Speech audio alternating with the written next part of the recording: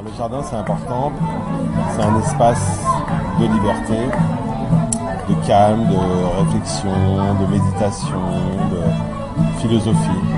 Et d'ailleurs, alors le mot jardin vient de l'arabe, jardin, qui signifie paradis. Donc c'est un petit paradis.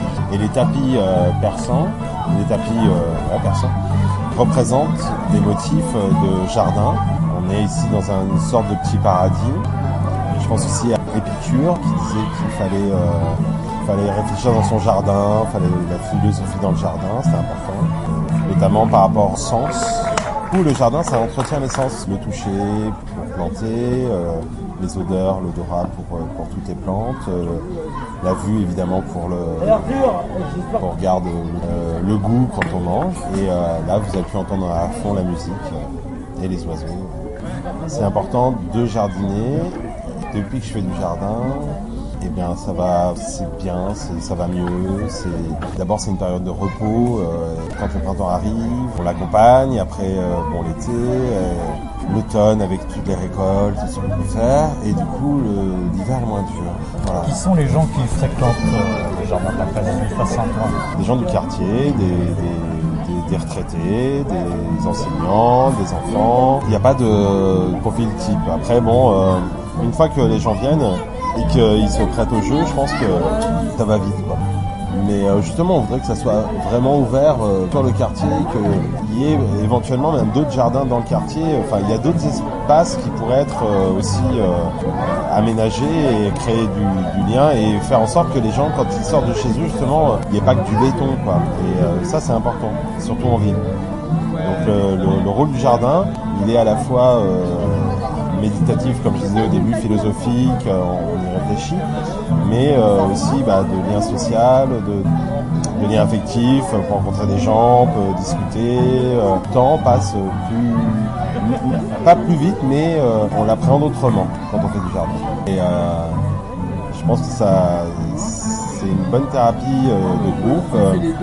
Ça permettrait de canaliser beaucoup d'énergie un peu frustrée, violente, je sais pas.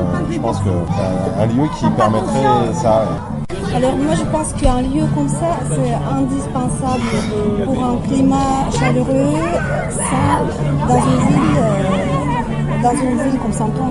C'est indispensable pour se sentir bien, c'est très important.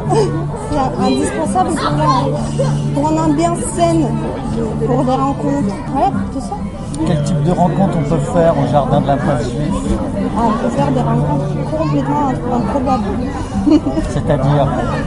C'est-à-dire qu'on peut rencontrer des voisins qui habitent en face de chez nous et qu'on n'a jamais croisés. Et même si on habite dans un autre quartier, on peut les rencontrer au jardin, dans pas juif. Ça tisse les liens. Moi, je mettrais l'intérieur en rose. Tout à fait. Donc ici, il y a des enfants, il y a des adultes qui viennent de tous les horizons. Est-ce que vous pouvez nous en dire plus? Je suis russe, mais je suis en France depuis 13 ans.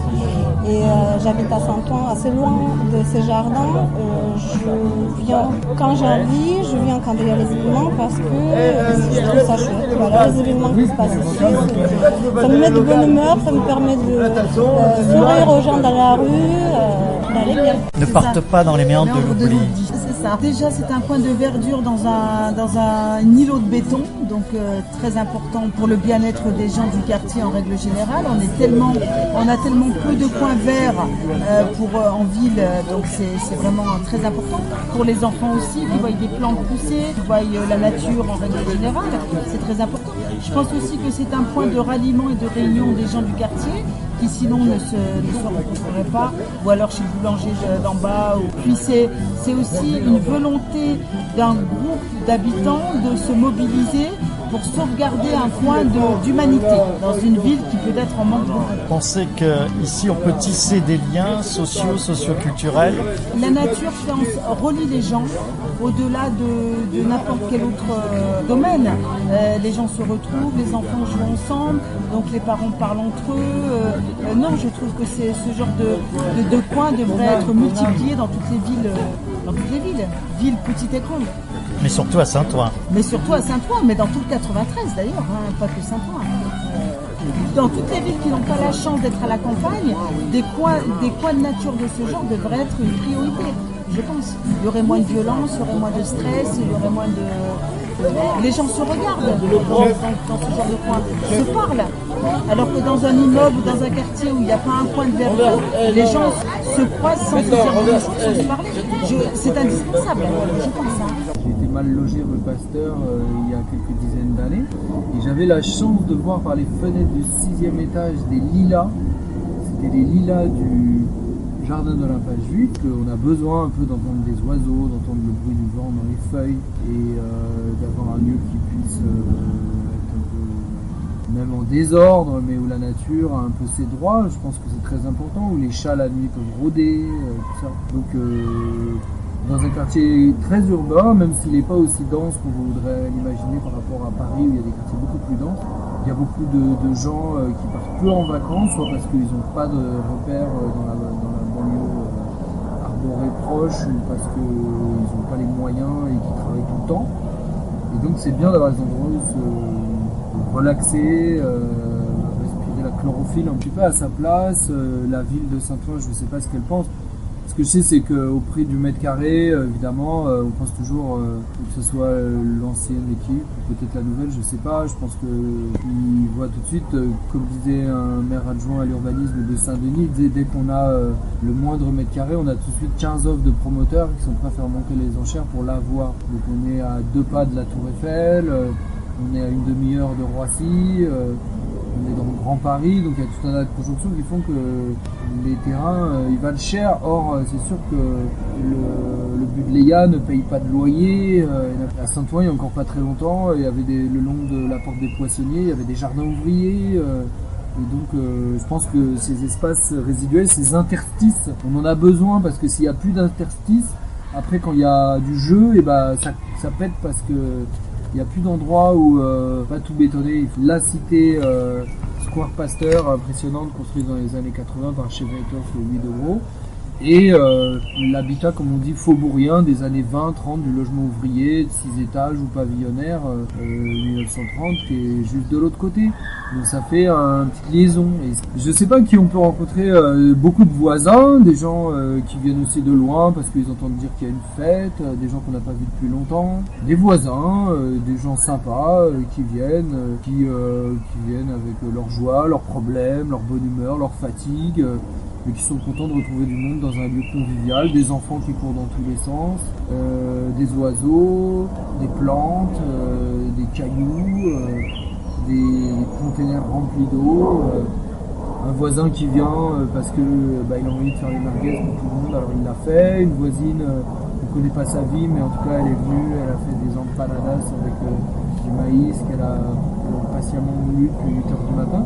Donc beaucoup de bonne volonté, beaucoup de gens qui se font plaisir à faire plaisir gratuitement. Ils disent des choses et puis après la grille se ferme et chacun rentre chez lui.